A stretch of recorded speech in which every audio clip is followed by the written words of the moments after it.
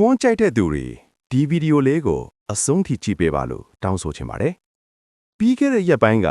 ကျွန်တော်စီကိုလူနာတယောက်ရောက်လာပါတယ်။သူ့ကစားထဲမှာ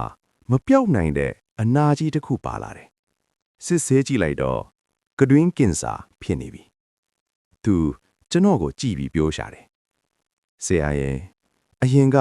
ဒီလောက်အန်တရာယ်ရှိမှန်သိခဲ့ရင်ကွန်လုံးဝမစားခဲ့ပါဘူးတဲ့။အဲ့ဒီစကားကကျွန်တော်ညင်ကိုတကယ်ထိခိုက်စေပါတယ်။လူအများစုက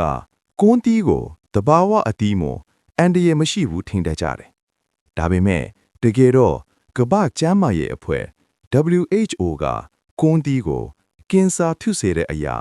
Group 1 carcinogen အဖြစ်သတ်မှတ်ထားပါတယ်။ ကွန်းတီးထဲမှာလည်းကင်ဆာဖြစ်စေတဲ့ဓာတုပစ္စည်း28မျိုးထဲမကပါနေပါတယ်။တရားခံနောက်တစ်ယောက်ကထုံးမှာ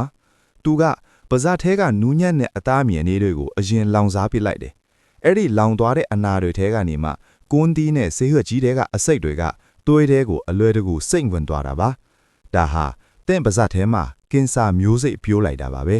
။ကင်ဆာအပြင်နောက်တစ်ခုက OSMF ပါ။ကွန်းစားတာကြာရင်ပါးစပ်အတွင်းသားတွေတင်းမာလာပြီးပါးစပ်ကိုအရင်လိုအကျယ်ကြီးဟပ်လို့မရတော့ဘူး။ပြီးတော့ကွန်းရတဲ့ကဓာတ်တွေကနှလုံးခုန်လုံးကိုမြန်စေပြီးသွေးတိုးကိုလည်းပိုဆိုးစေပါတယ်။မိတ်ဆွေ